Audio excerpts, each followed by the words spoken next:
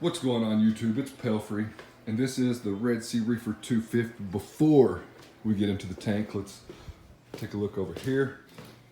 I know I spoke about this before. We did the epoxy, my wife did, I say we. My wife did the epoxy countertop on the island. All of the cabinets were painted white, and she has started the epoxy on the rest of the countertop. So it's looking amazing. She's actually gonna redo it. And the good thing about this is you don't have to do any more prep work to what you've done already. You just pour more epoxy over top of it. But look at the designs, folks. And you can see there are some imperfections here, but from somebody that's never done anything with epoxy, it's great. And the stuff holds up well. I mean, we've had this like this for a couple months now. We had the refrigerator for a couple months, and it took a crap recently. It's been down for about a week. Luckily I have another fridge in the garage and it's gonna get repaired, no big deal there. So yeah, this is what's been consuming a lot of the time in the household. So there's not really a lot going on with the tank.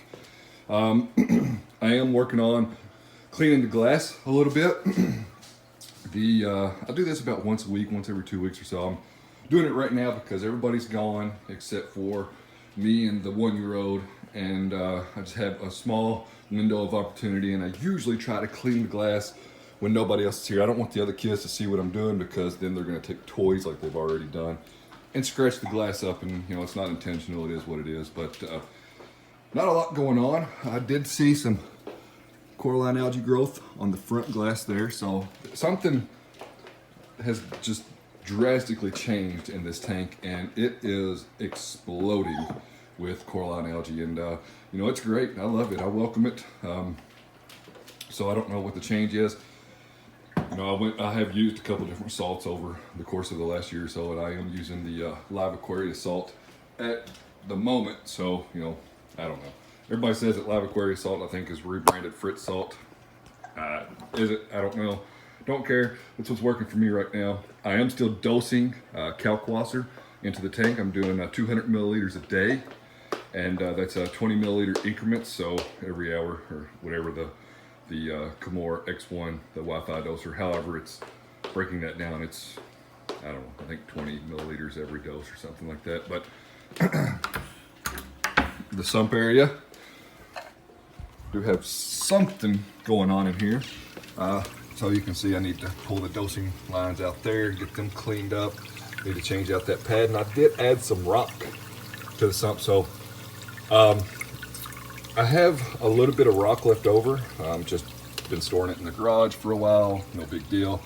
And I decided, and I've not really liked it for a while, but I am gonna add more rock to this side. I do like the minimal rockscape I have going on, but I just want some more rock in here. So, you know, I've got it in the sump, you know, curing, cycling, whatever you wanna call it. And it's been in there for a couple weeks. I'll get it moved to the tank at some point, and then I'll add some more rock to the sump. That way I don't have to cycle a bunch of stuff outside of the tank. The one thing that is strange is this rock went from pure pristine white to you know, purple with coralline algae, and now I got this brown stuff, and that kind of looks like an algae, but I don't know what it is. You know, I don't really care. And the only reason you can see it right now is because I've got the whites on the radions. So yeah, everything's doing great. I did get the pumps cleaned, and all the Euphyllia corals, well, the ones on top here, aggravated because of the flow. And I'm gonna try to stay on top of, keep cleaning the power heads more often, and you know, pretty much just put them in vinegar and let them soak, and then throw them back in the tank. Nothing fancy, nothing special there, but yeah, that's that.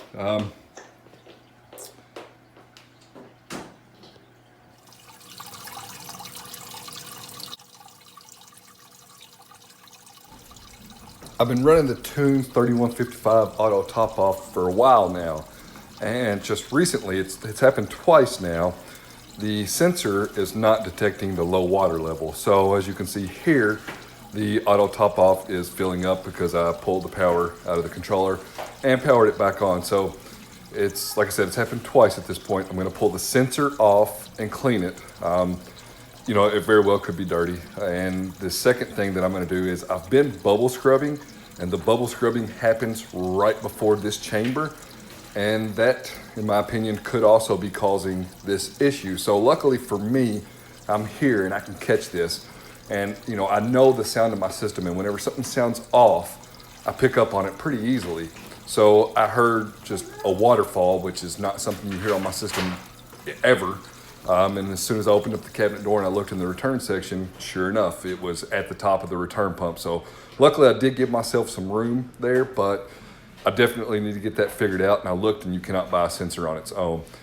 I had been keeping the Tunze large scraper in the tank, and you can see it's got some coral line built up on it. So I'm gonna soak it in vinegar and water and get that sorted out. I love this scraper. It's amazing, and I used the long and the short head of it.